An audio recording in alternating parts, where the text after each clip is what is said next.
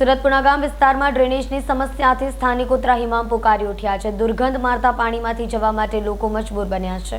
પુણા વિસ્તારમાં સ્થાનિકોના કહેવા પ્રમાણે અહીં છેલ્લા કેટલાક મહિનાથી દૂષિત પાણી વચ્ચે સ્થાનિકો રહી રહ્યા છે। રસ્તા ઉપર દુર્ગંધ મારતા દૂષિત પાણીને પગલે રોગચાળો ફાટી નીકળે તેવો ભય છે। લોકો આ વાત કહીને થાક્યા, પણ મહાનગરપાલિકાના અધિકારીઓના પેટનું પાણી પણ હલી નથી રહ્યું। પુણા વિસ્તારમાં અતિ દુર્ગંધ મારતા પાણીને કારણે લોકો માંદગીમાં સપડાય તેવી ભીતિ સતાવી રહી છે। વારંવાર ઉદ્ભવતી સમસ્યાને પગલે સ્થાનિક લોકોએ અનોખો વિરોધ નોંધાવ્યો છે। ડ્રેનેજના ચેમ્બર પર ભાજપનો ઝંડો ગાડી રહીશોએ વિરોધ નોંધાવ્યો હતો। સાથે સ્થાનિક નગરસેવકો સામે પણ રોષ વ્યક્ત કર્યો હતો। પાલિકા અધિકારીઓએ ધાબા પર વરસાદી પાણી ભરાય તો દડ ફટકારે છે।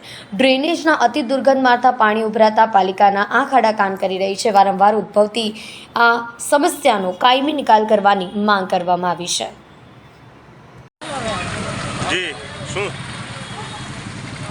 આ 6 દિવસથી સતત અમારે ગટર ઉભરાય છે અને આ ગટરનું પાણી જે અમારે આની પાછળ સંતોષી કૃપા સોસાયટી આવી છે તો એમની અંદર બધું જ પાણી ત્યાં આવે છે, ખરાબ પાણી।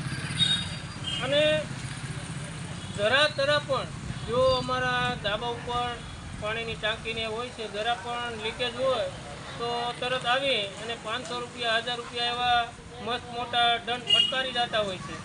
અને આ પાણી સતત 6 દિવસથી ગંદુ જાય છે તો આની અંદર મેલેરિયા છે, એવા ઘણા બધા પ્રકારના રોગો થાય તો બાળકોની દશા શું થાય? કારણ કે બાળકોને ભણવા જવા માટે આ રોડેથી જ નીકળવું પડતું। તમે કોઈને રજૂઆત કરી છે આ બાબતે? હા, એસએમસીમાં 5 થી 6 વાર કમ્પ્લેન કરેલ છે પણ કોઈ આવતું નથી। વચમાં શનિ રવિ આવી જાય છે અને શનિ રવિ આવે તો આ લોકોને શનિ રવિ હોય તો મરી જાય તો મરી જવા દેવાના।